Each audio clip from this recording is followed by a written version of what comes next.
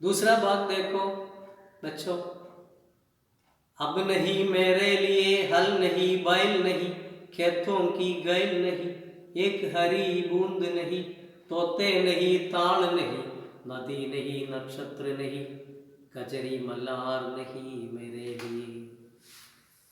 किसान अपनी वेदना व्यक्त करता है, प्रकट करता है। अब नहीं मेरे लिए, उनके लिए कुछ भी नहीं है।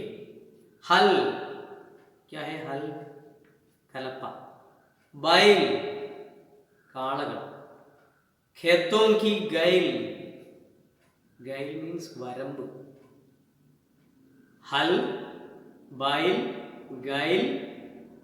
കണ്ടോ ആ വരികൾ, ആ വാക്കുകളുള്ള ആ ഭംഗി കണ്ടില്ലേ? കവിതയ്ക്ക് ഭംഗി കിട്ടുന്നത് ഇത്തരം വേർഡ്സ് അവിടെ ഉചിതമായി വരുന്ന സമയത്താണ്. अब नहीं मेरे लिए हल नहीं बैल नहीं, खेतों की गैल नहीं, एक हरी बूंद नहीं, एक हरी बूंद, പച്ചപ്പിൻ്റെ ഒരു തുള്ളി, ബൂന്ദ് മാനെ തുള്ളി, പച്ചപ്പിൻ്റെ ഒരു തുള്ളി പോലുമില്ല. हरियाली भी कहीं दिखाई नहीं पड़ता है. किसान को अपना हल नष्ट हो गया है, बैल नष्ट हो गया है, खेत नष्ट हो गया है, खेतों की गैल नहीं है, एक हरी बूंद भी नहीं है. ये सभी क्या है? ये सभी किसानी जिंदगी का प्रतीक है. हल, किसानी जिंदगी के प्रतीक क्या क्या है? हल, बैल, खेत, हरियाली, ये सभी किसानी जिंदगी का प्रतीक है. तो तोते नहीं ताल नहीं, ताल मीन्स, ताल का अर्थ क्या है?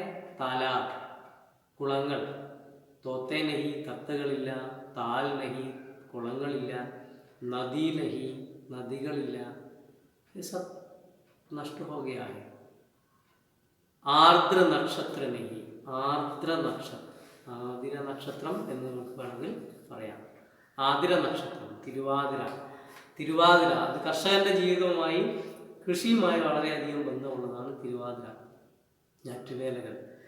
कजरी मल्हार नहीं मेरे लिए, कजरी मल्हार ये एक प्रकार का एक राग है, संगीत का एक राग है. സംഗീതത്തിലെ ഒരു രാഗമാണ്, ശാസ്ത്രീയ സംഗീതത്തിലെ ഒരു രാഗമാണ് കജരി മല്ലാർ. खजरी मल्हार. तो खेती करते समय किसान ये इस प्रकार का गीत गाते होंगे. या നമുക്ക് വേണമെങ്കിൽ മലയാളത്തിൽ അതിന് മേഘമൽഹാർ എന്നൊക്കെ പറയാം. കജരി മല്ലാർ नहीं मेरे लिए. तो इसका मतलब है ये सब कुछ किसान को नष्ट हो गया है. आजकल बच्चों, आजकल खेती की हालत क्या है? खेती करने के लिए कोई भी तैयार नहीं होते. क्या कारण होगा? आप चर्चा कीजिए, क्या कारण होगा? खेती करने के लिए किसान तत्पर नहीं है, क्योंकि उसकी खेती करने का जो खेत है, जमीन है, वो किसी ने छीन ली गई है और किसी ने उसका, किसान को शोषण किया है. और इसी प्रकार उनके लिए, उनसे, उनके जीवन से संबंधित जो है सब कुछ नष्ट हो गया है. इसकी वेदना किसान प्रकट करते हैं. जिसकी नहीं कोई जमीन, उसका नहीं कोई आसमान.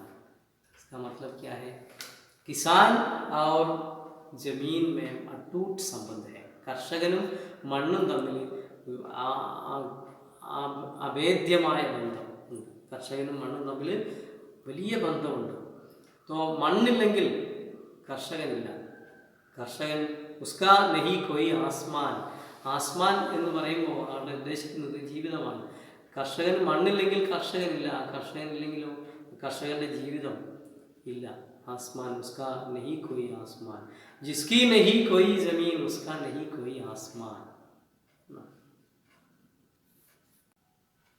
तो देखो दोस्तों, इस कविता के अंतिम भाग की ओर हम जा रहे हैं. तो हमने बताया कि किसान और जमीन में अटूट संबंध है। किसान का जीवन मिट्टी से संबंधित है, खेती से संबंधित है। वास्तव में ये उनका अस्तित्व है। एक किसान जो है वो जमीन के बिना नहीं रह सकता और खेती करने के लिए बारिश भी जरूरी है।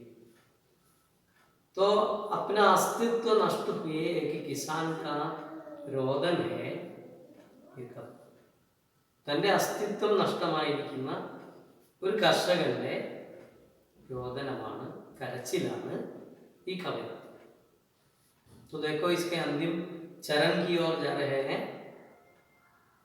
जिसकी नहीं कोई जमीन उसका नहीं कोई आसमान, अगली फसल होते ही सब चुकता कर दूंगा, अब तो मेरी झूठी ये गुंजारिश भी चली गई.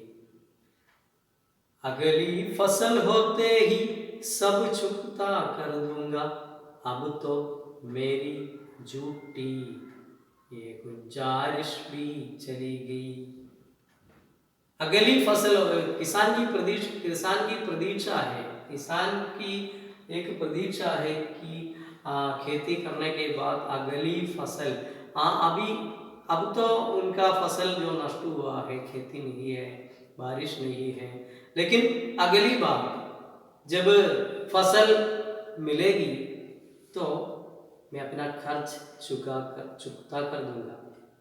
അടുത്ത വിളവ് കിട്ടുന്നതോടുകൂടി ഞാൻ എൻ്റെ കടങ്ങളെല്ലാം ഞാൻ വീട്ടും എന്നുള്ളൊരു പ്രതീക്ഷ കർഷകനുണ്ട്. ആ പ്രതീക്ഷ അത് ജൂട്ടിയാണ്. ജൂട്ടി മീൻസ് പൊള്ളയായതാണ്. അതും പൊള്ളയാവുകയാണ്, അതും വ്യർത്ഥമാവുകയാണ്. ജൂട്ടി ഗുഞ്ചാരിഷ്, എൻ്റെ ആ ഒരു പൊള്ളയായ വ്യർത്ഥമായ ഗുഞ്ചാരിഷ് अपेक्षा, विनती, अपेक्षा, वो गुंजारिश भी मेरे पास अब नहीं है, वो भी चली गई है. मेरी वो इसका अर्थ है मेरी जो प्रतीक्षा थी वो भी चली गई है. प्रतीक्षा का भी नाश हो गई है. उसी के पास अब मेरी बारिश भी चली गई. उसी के पास अब मेरी बारिश भी चली गई. तो ये उसी के पास यह शब्द कविता में इसका आवर्तन होता रहता है.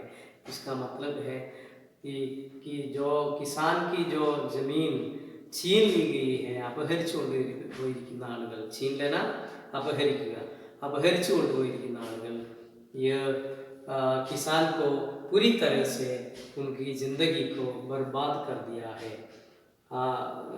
കർഷകൻ്റെ ജീവിതത്തെ തകർത്ത് കളഞ്ഞിരിക്കുകയാണ്. അവരൊക്കെ കൂടി കർഷകൻ്റെ ജീവിതത്തെ തകർത്തിരിക്കുന്നു എന്നാണ് ഈ കവിതയിൽ നിന്ന് നമുക്ക് മനസ്സിലാക്കാൻ കഴിയുന്നത്. इस कविता में उसी के लिए दोहराया गया है, आवर्तन हुआ है. और किसानी सभ्यता से संबंधित अनेक शब्द इस कविता में मिलते हैं. खेत, गैल, बैल, हरियाली आदि इसमें मिलता है. तो दोस्तों, कविता यहाँ समाप्त होती है. क्या आपको पसंद आया है ये कविता?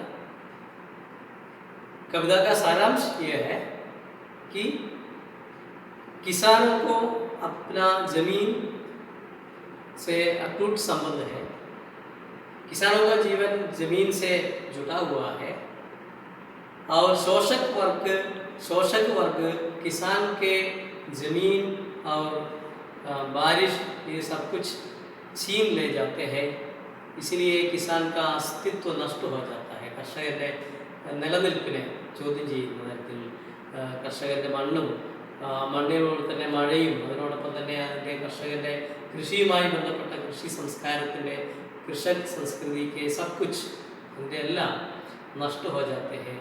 इसी प्रकार ये किसान के जीवन का एक, किसान के वेदना इस कविता के द्वारा श्री नरेश सक्सेना व्यक्त करते हैं.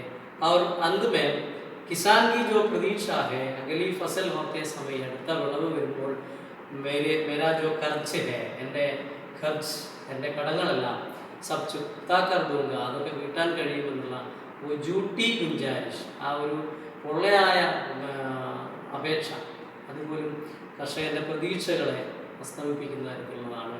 इसलिए नरेश सक्सेना की ये कविता സമകാലീന ഹേ, സമസാമയിക ഹേ.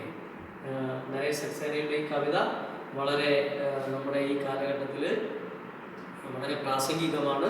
ഈ കവിത ചെറിയ കവിതയാണെങ്കിലും വളരെ വലിയ ആശയങ്ങൾ തരുന്ന, നമ്മുടെ ആധുനിക ജീവിതത്തോട് സംവദിക്കുന്ന കവിതയാണ് ഈ ഇസ് ബാരിഷ് മേ. അപ്പോൾ നന്ദി.